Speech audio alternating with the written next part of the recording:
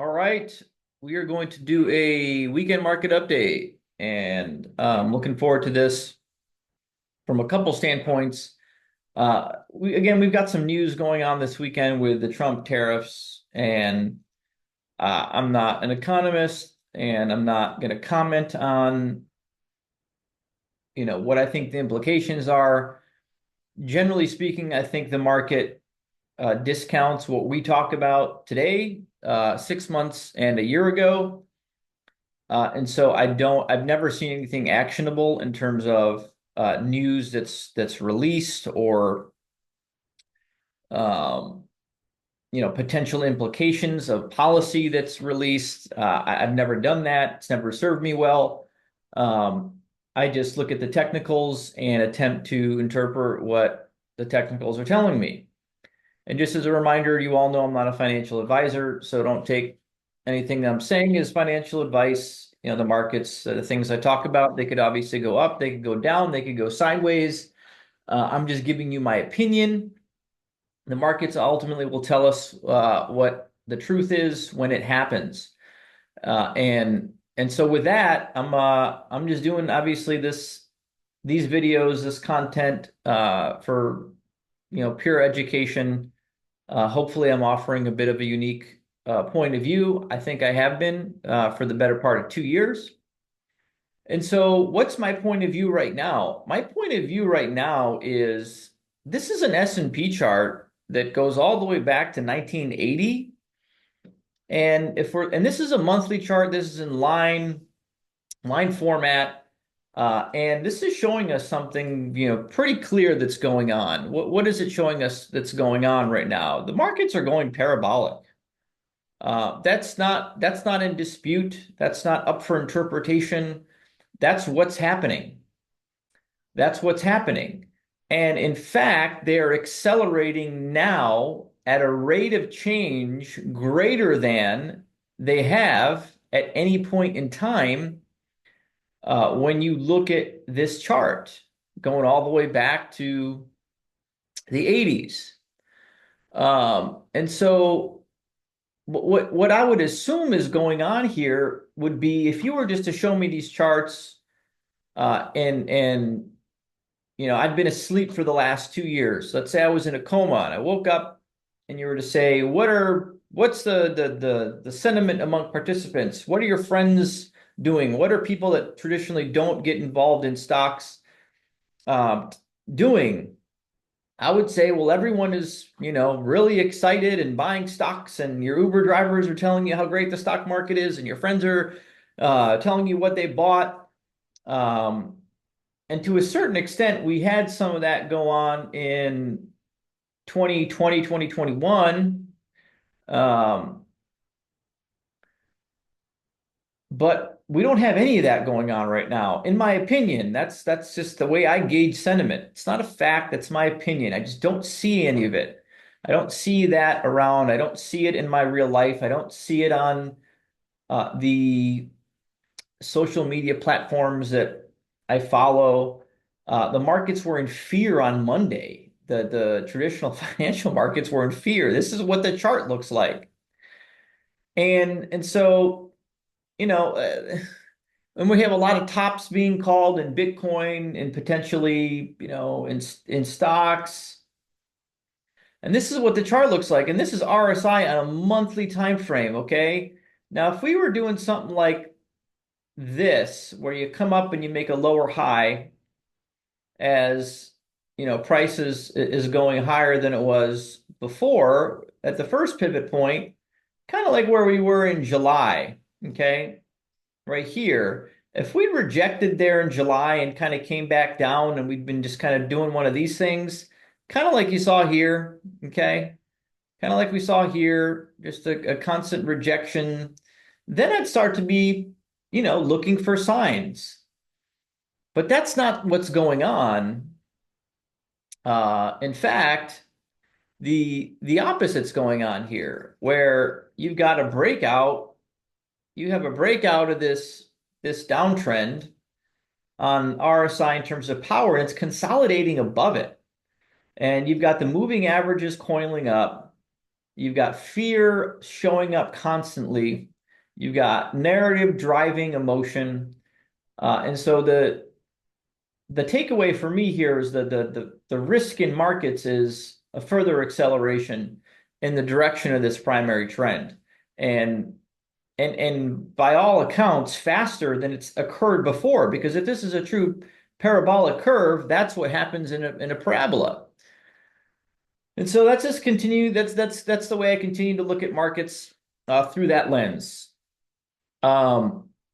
This weekend in my Twitter subscriber account and the members videos, I went through, some of the what I consider the best setups looking at stocks specifically, and I went through, I think, 6, 7, or 8 of those, and potential setups, things that I'd want to see unfold to then inform maximum symmetry.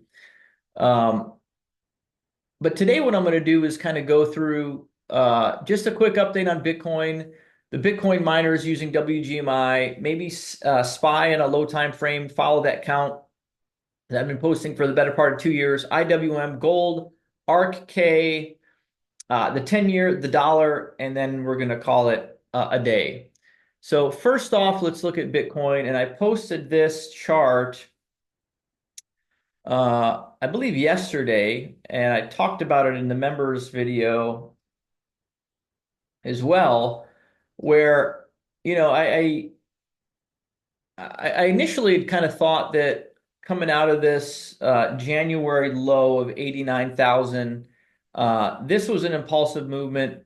Okay, our first impulse. That's what I'm calling it. I hate when that happens. This triangle into B and then C, and then I was looking for upside. But again, I'm always going to give you what what I'm seeing at the time. The low time frame doesn't matter, folks. This is just because I enjoy doing it and speculating. I'm going to be wrong half the time. That's why it's in my bio. And I'm going to be right half the time on the low time frame. That's it seems to be the hit rate when it comes to Bitcoin. But coming out of this, C, we had 1, 2, 3 movements. And again, that doesn't always guarantee that it's going to be corrective. We've seen 3 movements. We've seen impulses start in Bitcoin's history, and I've noted that several times with 3 movements. But where we are now, later on, I see that a lot early on, not later on in the closer we get to expansion. And so here I kind of thought, all right, that looks corrective. I'm looking for, some type of move down to the region we're at right now. Really, we're at right now. And so 96,551 would be the 382 retracement. Does it stop here? Does it keep going? I don't know. I don't really care. The high time frame is very, very constructive and remains bullish. I think this still remains the most bullish chart on a high time frame in finance. And so whenever this resolves, this kind of double 3 ABC, W, ABC, X, and maybe this is making C right now, or maybe there's one more leg lower to 93. I don't know, but this would be the zone where I'd expect a reversal. Either way, we're not going to, in my opinion, it's not going to be difficult to surmise what happens afterwards, because if it's impulsive, this is the up only we've been kind of waiting for. I think it goes on for, better part of 6 weeks, 2 months potentially. And I think we go to, 140 to 192 is kind of the way I'm projecting on a high time frame this to unfold. But again, I'll continue to kind of just tell you like I see it as we continue to move along. So that's what Bitcoin's looking like. The Bitcoin miners continue to frustrate a lot of people. I understand that.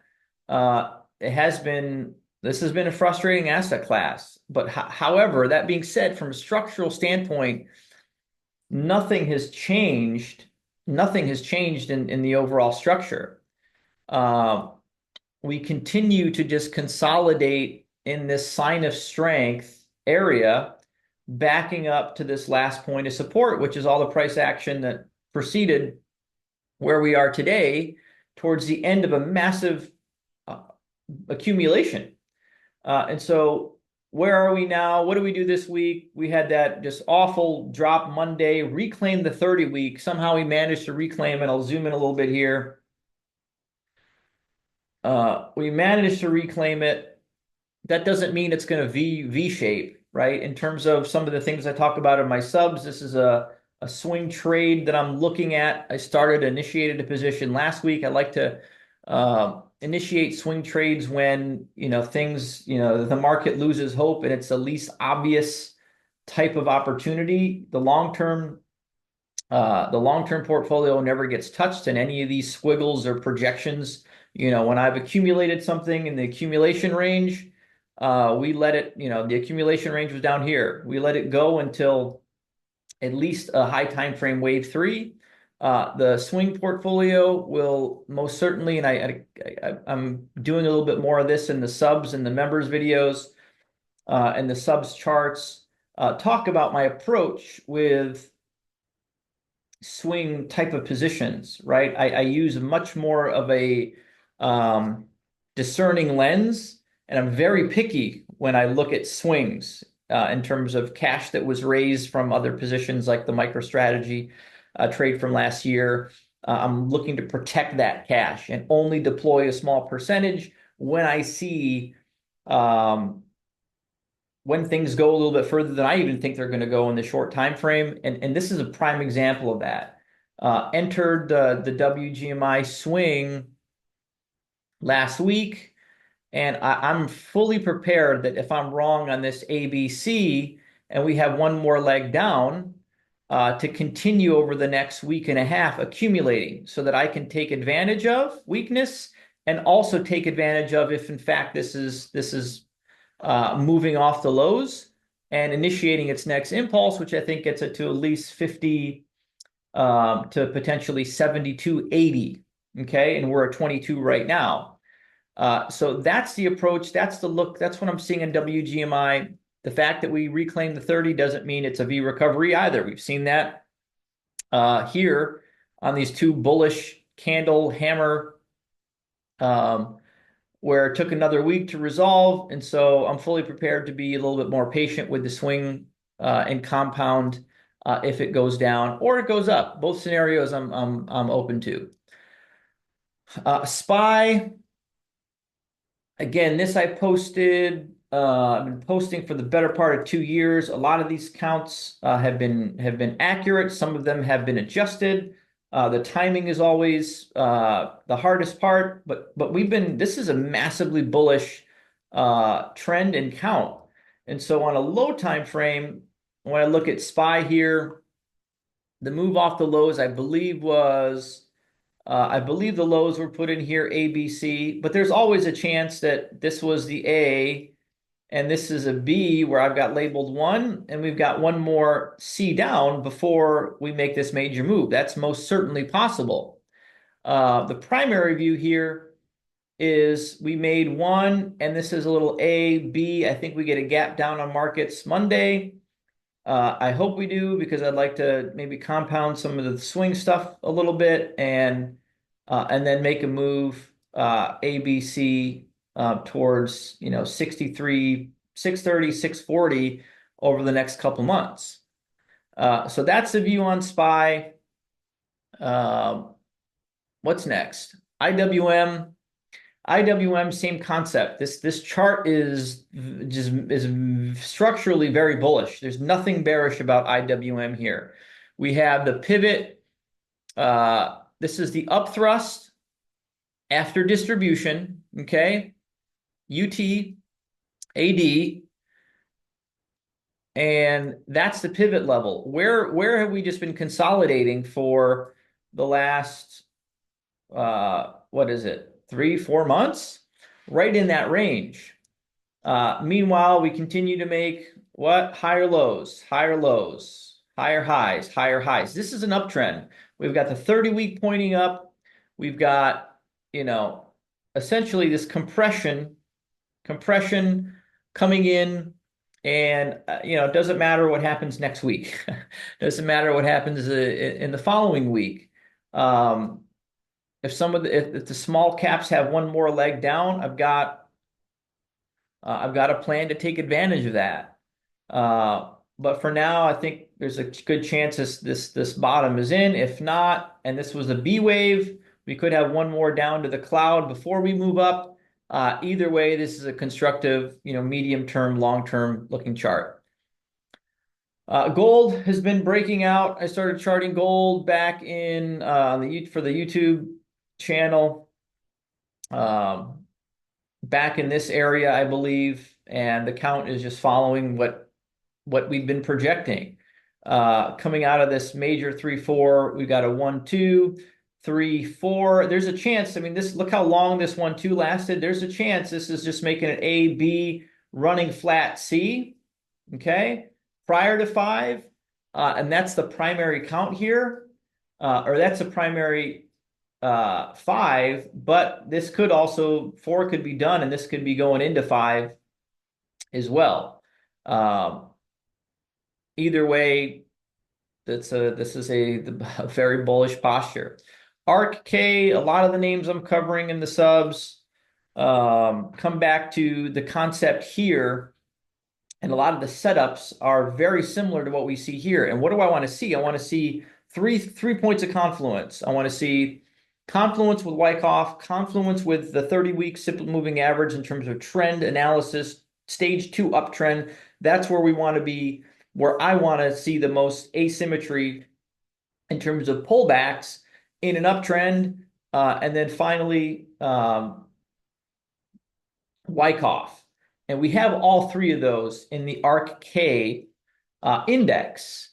It's maybe the second most bullish chart after Bitcoin because of that reason. So we had this massive accumulation rate, selling climax, secondary test in phase B, last point of support, last point of support, last point of support, and then we were breaking out. And this is a sign of strength all day at what I'm calling a 3-4 area.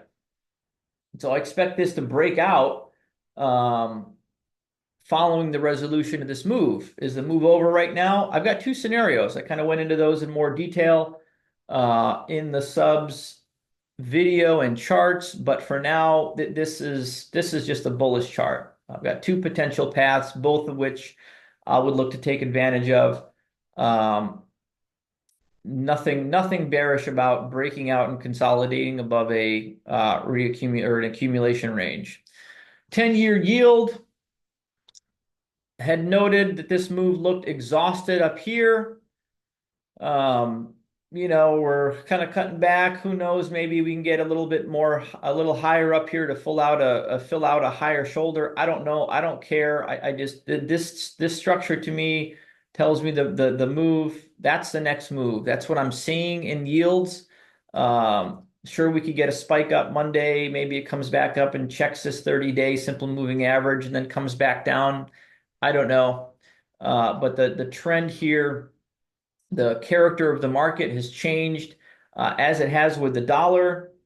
The dollar is, again, towards the end of a massive resolution. And maybe this is a way to look at the market was pricing in a Trump tariff threat. I mean, they're way smarter than we are. And so I don't know. Either way, the charts are telling me the dollar is going lower. Could it go higher first? Absolutely. Could we make a lower high here and then do something like that? Sure. But my overall view on the dollar is trend resumption to the downside. Folks, that's the end of the video. I hope you all have a great rest of your weekend. Take care, and I look forward to continuing these updates.